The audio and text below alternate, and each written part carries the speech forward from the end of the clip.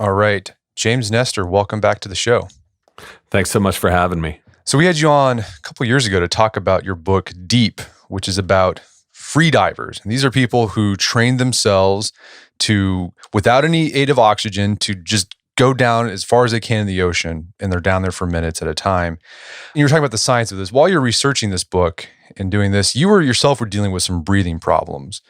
What were the type of problems you were struggling with, and what made you think, well, maybe if these free divers could train themselves to breathe better, maybe I can do that too? I had been surfing a lot at Ocean Beach and, exercising a bunch, and thought that just chronic bronchitis was just part of the game because everyone I knew was having some sort of respiratory problem or another, be it allergies, asthma, bronchitis on occasion. I was getting mild pneumonia year after year. It wasn't any big deal. Just take antibiotics and be on with it. And again, I didn't expect that anything was wrong until I saw my doctor. And she's like, hey, I think you're not breathing properly, and it could be exacerbating or maybe even causing these problems.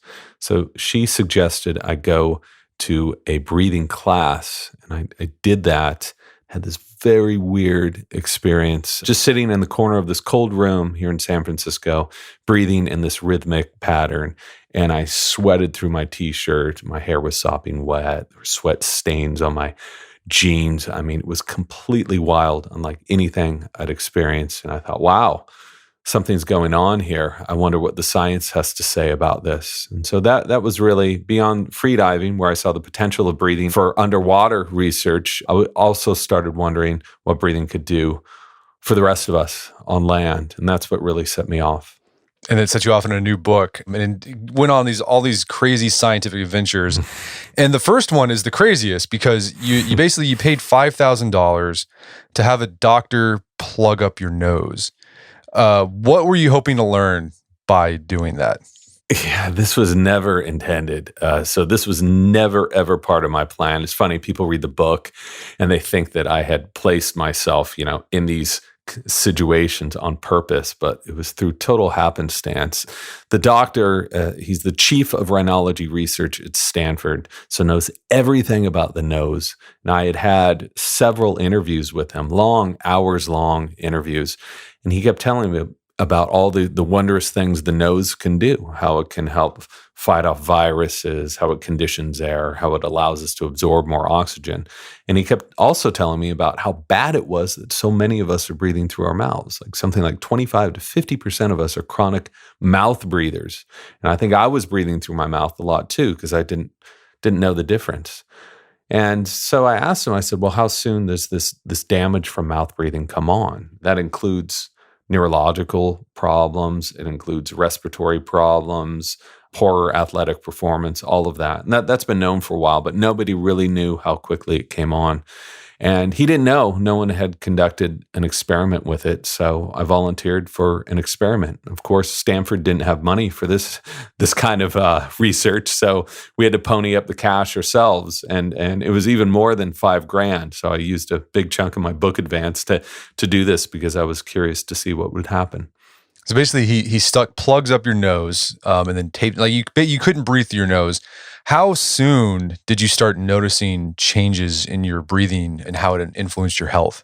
Yeah, so that was the plan. Is for 10 days, silicone up the nose, tape over that to inhibit even the slightest amount of air entering the nose. So me and one other subject, a breathing therapist named Anders Olsen, we were only mouth breathing for 10 days, and we were recording what was happening in our brains, physiological data, 3 times a day, every single day. And we found that mouth breathing, we knew it was bad. We didn't know it was going to be this bad. I mean, within a few hours, this is a few hours of switching our breathing. My blood pressure shot up about 20 points. That night, my snoring increased 1,300%. Within 3 days, I was snoring through half the night. I hadn't been snoring before doing this. Anders, the other subject in the experiment, suffered the exact same damage. We were stressed, fatigued, you name it. And to me, this explained, at least partly, why so many people are suffering from so many of these chronic problems. It's just switching the pathway of your breathing, just breathing through the mouth can really exacerbate so many issues. All right, so you did this scientific experiment to get data on how bad mouth breathing is for you, but it was something that earlier cultures already knew intuitively. For example, you talk about tribes where the parents would close their babies' lips with their fingers to keep them from breathing with their mouths. Yeah, you can trace this back several thousand years, actually, in many early Hindu texts. They were talking about the wonders of nasal breathing. The Chinese wrote 7 books of the Tao dedicated to breathing, of all the bad things that can happen when you do it improperly. They specifically mention mouth breathing, how injurious it is to the body. And they talk about the wonders of nasal breathing. So this spread out through other cultures. And what was interesting to me is you can find this in cultures, but these cultures didn't have direct contact with one another. So they all came to these same conclusions somewhat independently. And the Native Americans, that's the story you're citing, were habitual nasal breathers. And they were so into it that some of them, according to the sources, would hesitate when they laughed, because they didn't want to open their mouth for even a moment to get air in. And when they had infants, after they were done breastfeeding, they would softly close their lips. They'd stand over them at night to see if they opened their mouths while they were sleeping and softly close their lips to make this a habit later on in life to always breathe through the nose. All right, so if mouth breathing is so bad for you, why do modern people do it? Well, I think it's become so normal that you look at people running, you look at people in a gym when we used to go to gyms, and almost everyone's breathing through their mouth. They're thinking that more oxygen is going to get into their bodies the more they breathe through their mouth, but the opposite is happening. And this is such a counterintuitive concept. It took me months to get my head around, but I had thought it was habitual. I thought it was environmental. Our noses get plugged from pollutants or allergies or whatever. We have to breathe through our mouth. But it wasn't until I dug deeper into the story and found it's actually caused by evolution of the human skull. And that seems nuts, but all you need to do is look at skulls from 400 years ago and look at skulls now, and they've massively changed, especially in the mouth. Our mouths have grown so small, our teeth no longer fit, which is why they grow in crooked. And the other problem with having a too small mouth is you have a smaller airway, which is one of the main reasons so many of us have sleep apnea, snoring, other respiratory issues. Well, and you go to like a crypt beneath Paris to find skulls from 400 years ago. I mean, so what happened? Like, why have our mouths gotten smaller over the years? Yeah, so that was one of the first expeditions I really did because I wasn't able to get into labs. It's hard to get into labs and look at ancient skulls. I had not met the biological anthropologist that I later ended up working with. So I wanted to see what happened to our skulls up close and personal. And I managed to contact a friend of a friend who took me down to the quarries in Paris, which are about 60 feet below the streets of Paris. 170 miles, and there's 6 million human skulls down there. So I was able to root around and look at skulls down there without anyone looking over my shoulder, without any plaques or cautionary ropes. A completely wild experience. So what I learned later after that was that so much of the damage that's been caused to our mouths, to our sinuses, to our ability to breathe is because humans have stopped chewing. If you look at industrialized food, processed flour, processed rice, canned stuff, it's all soft. And without that masticatory stress, especially early in life, mouths don't grow properly. They don't grow wide enough, which is the main reason. There's other things that contribute to this, but that's the main reason so many of us have crooked teeth. And that is also correlated to breathing problems. All right, to kind of add some context here, people have smaller mouths today because they have less exercise chewing on harder food. And that began even before the Industrial Revolution with industrialized food. It started with the dawn of cooking.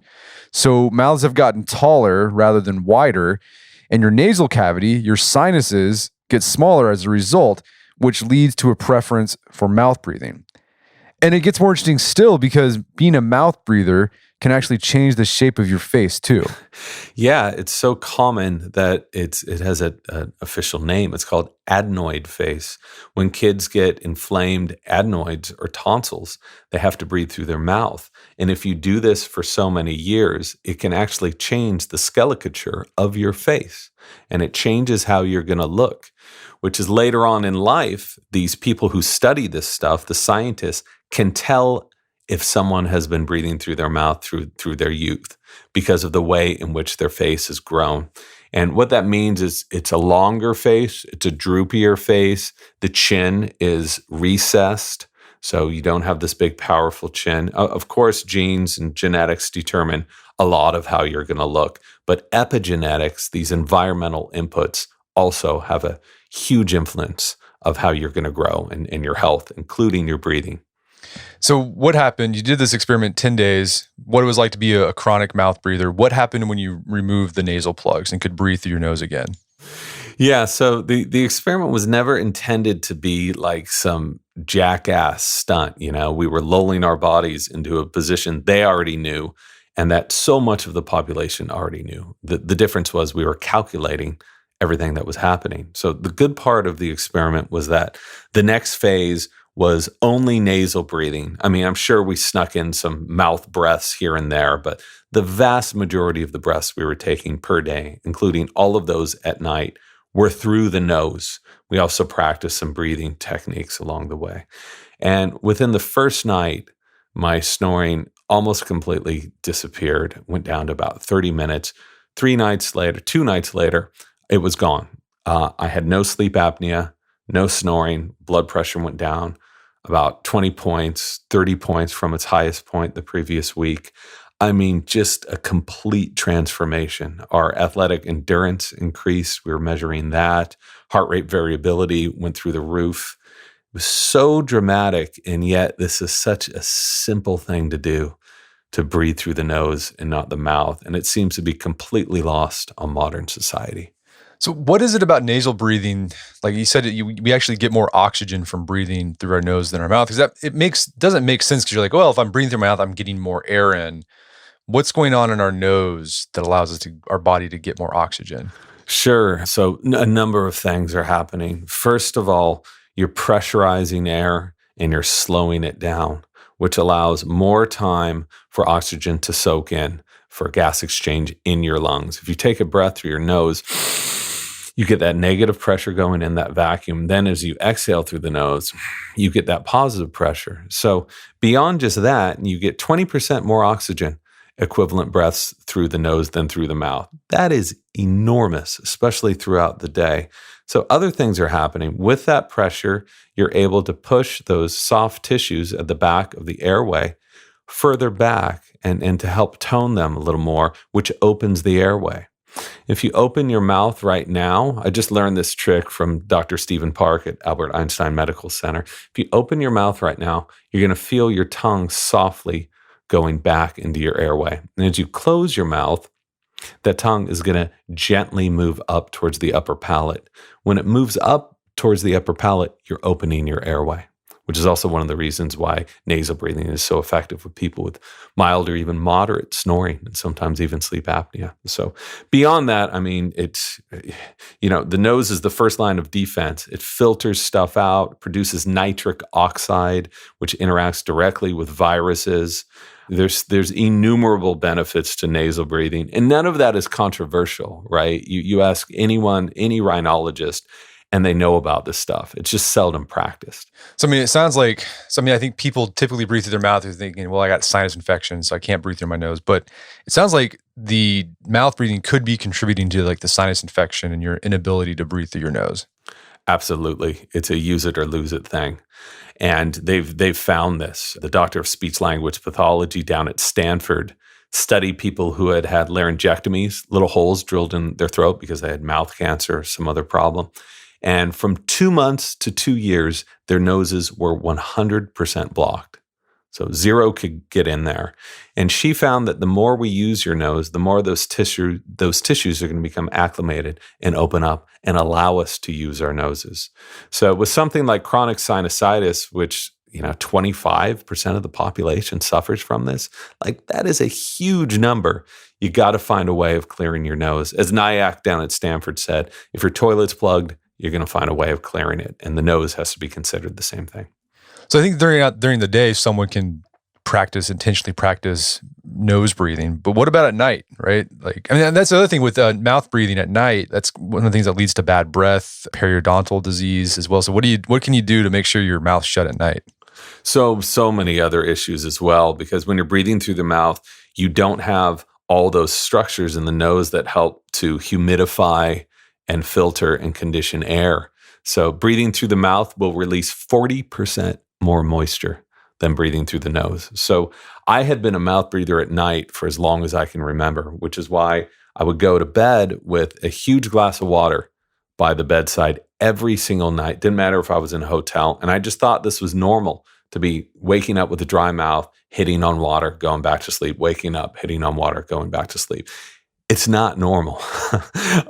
Sleeping with your mouth open is not a normal thing. You look at animals in the wild, they're not doing it. So what I had learned at Stanford from Dr. Ann Kearney and also from Dr. Mark Burhenny is that we can use a teeny piece of tape. Now, I'm not talking about a fat strip of industrial tape or duct tape or anything. A teeny piece about the size of a postage stamp. You place that at the center of your lips. And the point of this isn't to block air from the mouth. It's just to train the mouth to be closed at night.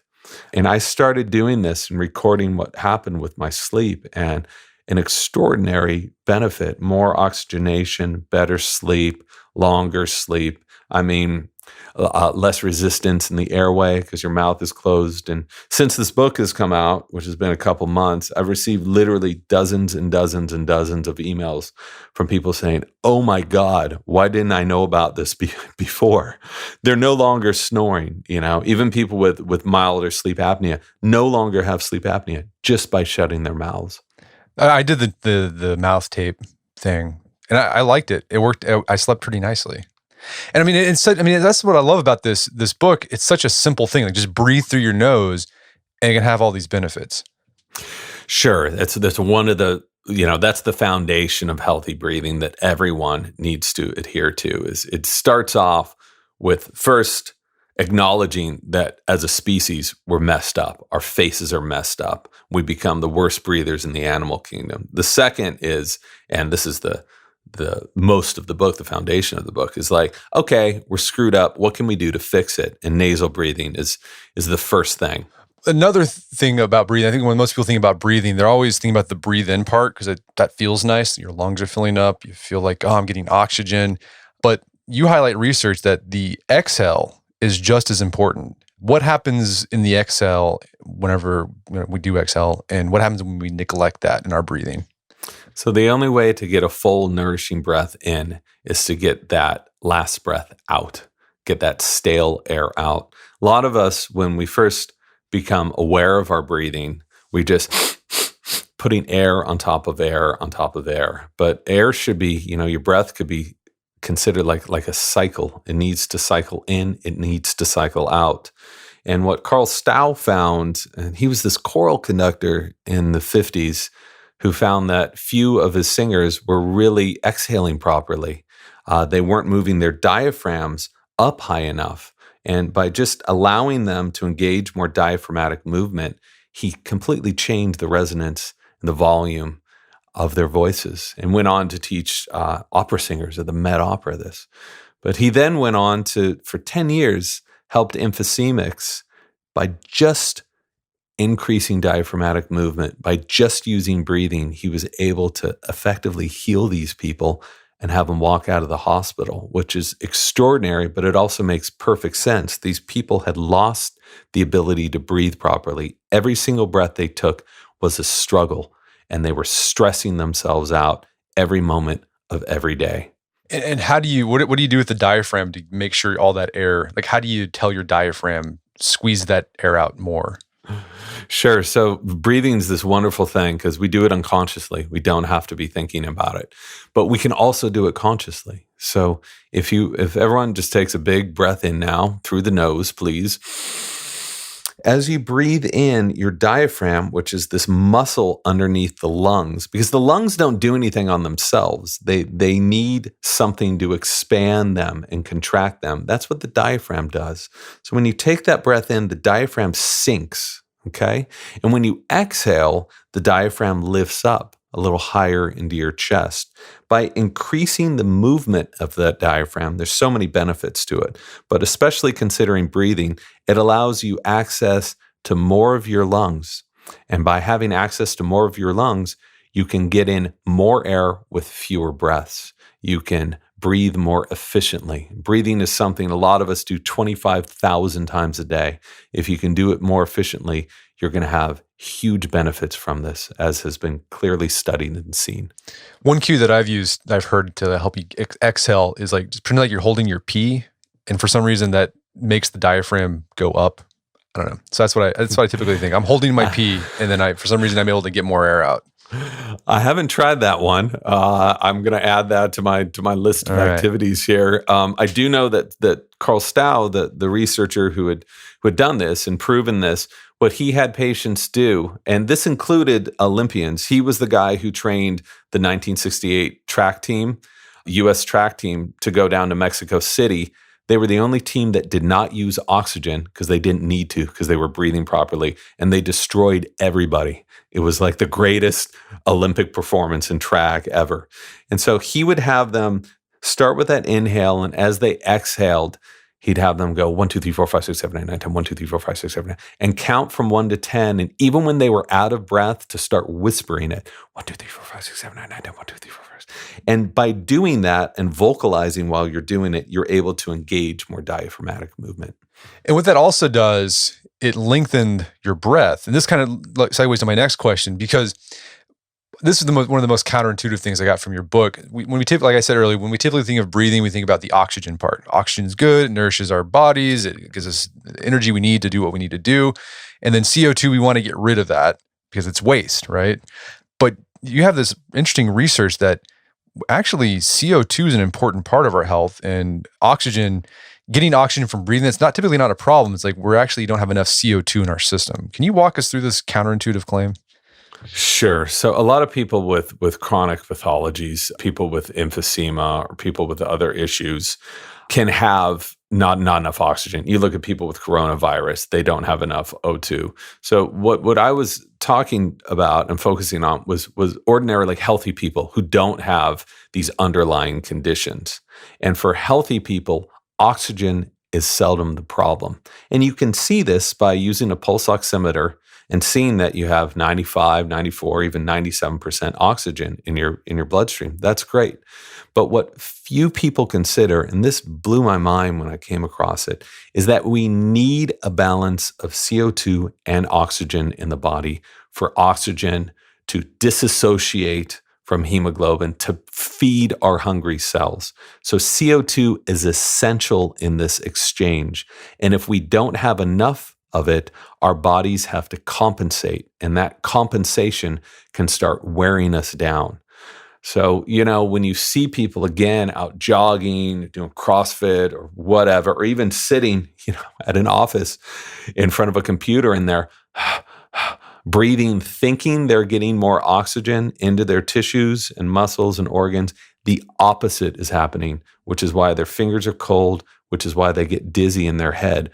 That feeling is caused by constriction, because when you offload too much CO2, you cause vasoconstriction throughout your body. And so I guess what do you do to increase levels of CO2? It's breathe less, right? Or breathe in less? Yeah, breathe normally is the key. And what that means for the vast majority of us, I've found, is to be breathing less and to be breathing slowly. Because in every breath, you're offloading CO2, right?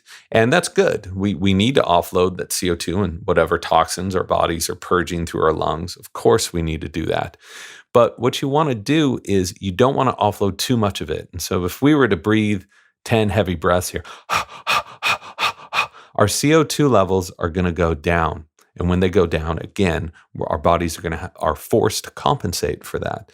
So by breathing slowly and breathing as closely in line with your metabolic needs, you're able to use the most breath most efficiently. You're able to do more with less. And that's the key to so much of health and fitness as well. But then you can do these training things where you actually elevate CO2. And you did this run that sounded hellish, where you would inhale for 3 seconds, exhale for 4, inhale for 3, and then make your exhale 5. So basically you were like taking in like less oxygen compared to, like, I tried that just sitting still, and I was like, I felt like I was never getting a full breath. What were you hoping to accomplish by doing that? So this was the more extreme part of this. I would suggest people start with the mellower part and breathe normally, breathe in line with your metabolic needs, which is slower and less. But what they found is there's significant benefits to be had by controlling your breathing to a point. They call it hypoventilation training. So it's when you try to acclimate yourself to higher levels of CO2. And when you do this, when you're out running, and again, I do not suggest anyone do this. Don't do this in your car. Do it with a breathing therapist. But when you're out running, you try to double the exhales to the inhales. And immediately you feel all of this circulation throughout your body. You start heating up. I mean, it gets almost psychedelic, because what that is you are increasing circulation and oxygenation throughout your body when you're doing this. You can get to a point where you're breathing so little that your O2 is going to go down. That's for sure. But at the level we were doing it, our O2 wasn't going down. Our CO2 was going way up. And what triggers the need to breathe isn't lack of oxygen. It's an increase in CO2. So if you exhale right now and just hold your breath for 30 seconds or whatever, and you feel that need to breathe, that's CO2. It's not oxygen. Well, that's when we talked about that in deep, right? Some of the training that freedivers do is they have to get their bodies comfortable with elevated CO2 levels. Exactly. And so many of those benefits, I was seeing this research sort of dovetail together. It was blowing my mind to see the benefits of people who have trained with this hypoventilation training, increasing their threshold of CO2. And they've found that the benefits of this are similar in many ways to altitude training. You can help build blood, you can pull more energy from lactic acid, on and on. This guy, Xavier Warrens in Paris 13 University, is now researching this stuff big time. And they're actually using it for people with heart conditions. They're using it because it helps people lose weight quicker, because it actually allows you to offload more oxygen and you burn fat with oxygen. So I included, about 20 references to scientific studies looking at this stuff. And to me, it's fascinating. Just through breathing, you have access to all these different systems in the body. Well, I think you talk about too, like people with asthma, if they do the hypoventilation, it can help with asthma as well. It makes a huge difference with so many people. And I included, I think, 50 studies showing how slower breathing by breathing less can really help people with asthma. Asthmatics as a population tend to breathe way more than the rest of us, and they tend to breathe from their mouth. So they're exposing themselves to everything, all the pollutants, allergens, whatever else in the environment all the time, which can exacerbate their allergic reaction to asthma. If you think about someone with asthma, the last thing they want to do is suffer another asthma attack. So they become so sensitized to CO2 that whenever they think they're having an attack, what do?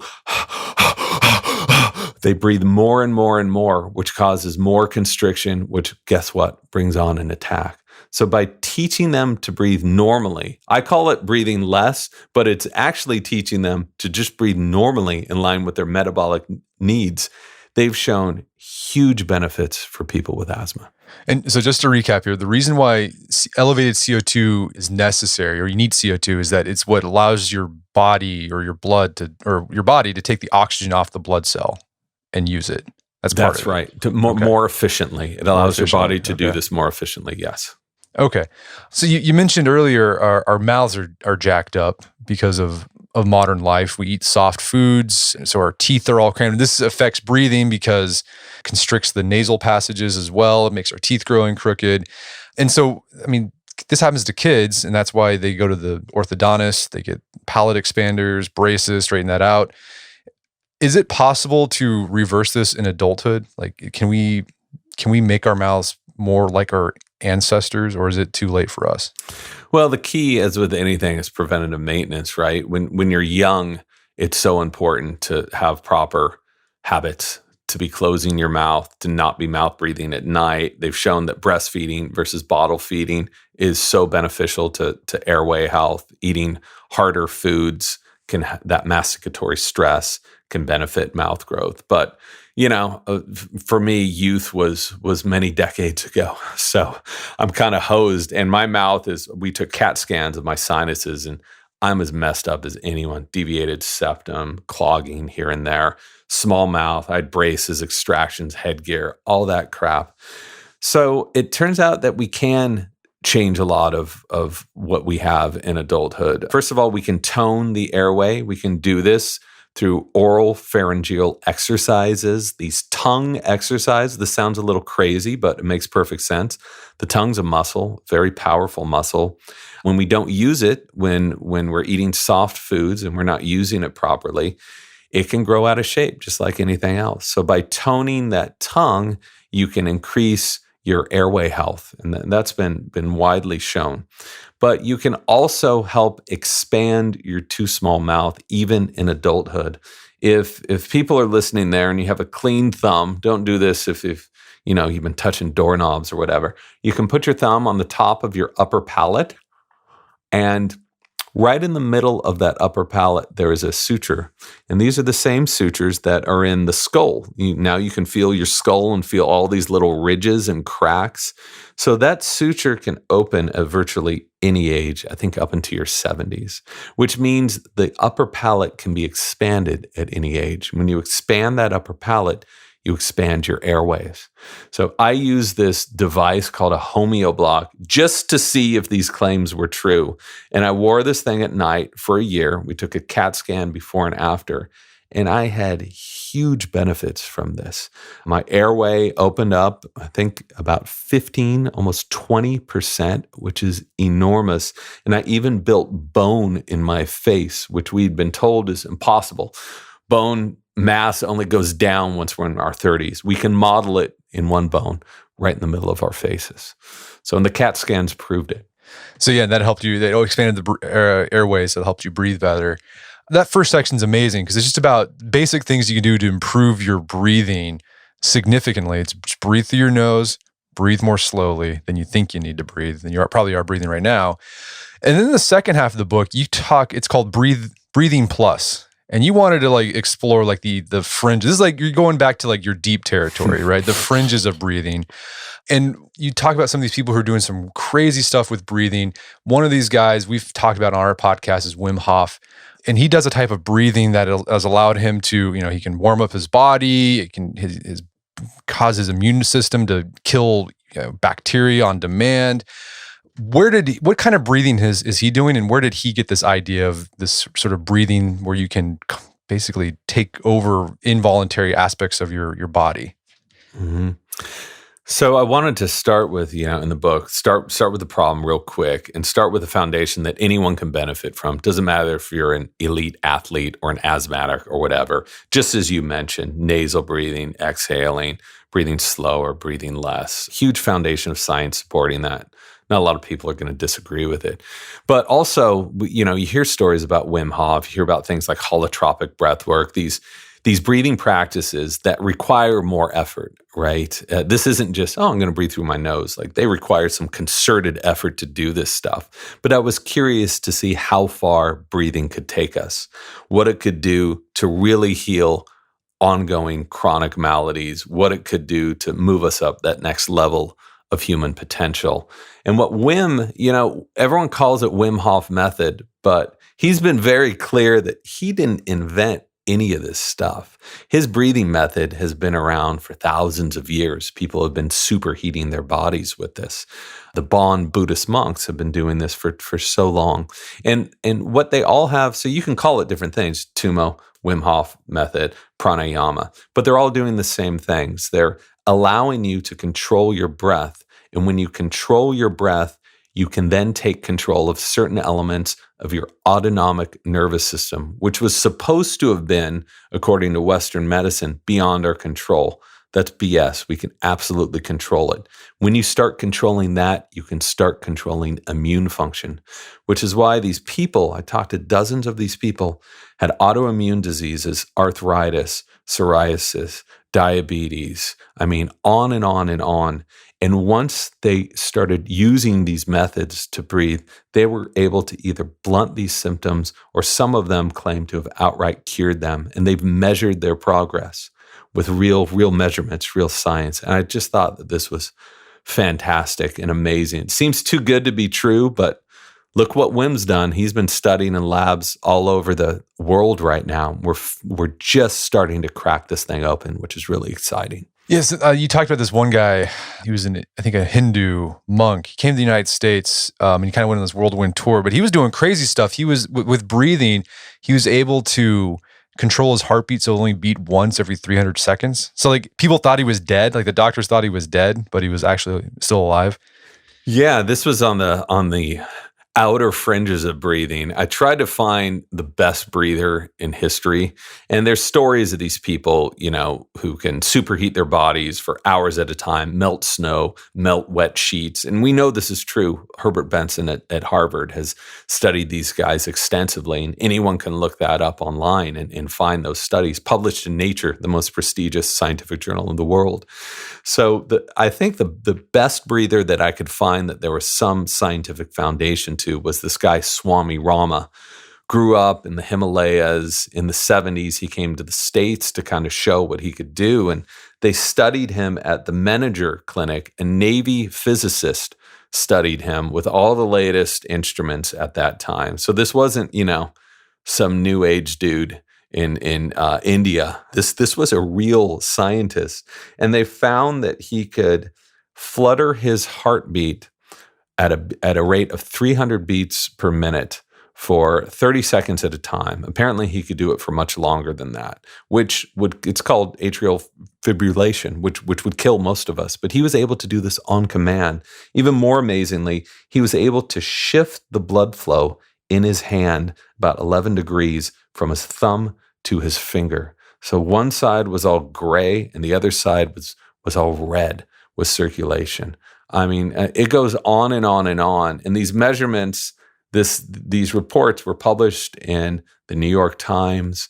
They were measured very carefully by experts in the field. And still people find it pretty hard to believe anyone could have this control over their systems. But I think Wim is kind of the new reincarnation of Swami Rama. And he's busting down what we thought was possible time and time again. So we know it happens because there's data the back, but like, do scientists know why breathing is the key to unlocking or controlling these automatic functions in our body? Because breathing helps you control your nervous system function. If you were to inhale right now to a count of about 3 and then exhale to a count of about 12, you're going to feel your heart rate go down slower and slower and slower. That's because you're stimulating your parasympathetic response when you're exhaling. And we know that when you're in this rest and relaxation parasympathetic response, you are increasing circulations to different organs in your body. You are decreasing inflammation. So if you're talking about how breathing is healing people, this is not some crazy placebo effect. This is physiological. This is the most basic, medicine of how the body works and how it can retain balance. And what's so great about it is it's measurable. So to directly answer your question, so how can Wim sit in an ice bath for 2 hours and not have his core temperature go down? How can he not suffer from any damage to his limbs or hypothermia or frostbite or anything? We still don't know. And we still don't know how the Bon Buddhists are able to do this either. And this is what I get into at the end of the book. There are still mysteries to breath as far as heating yourself up and keeping it sustained at that level.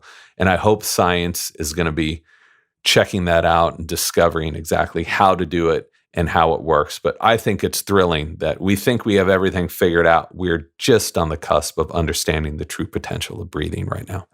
Did you try any of these advanced breathing techniques And like, what was your experience with it? I tried them all. Yeah. As a journalist, I want to be able to write from the inside of these things.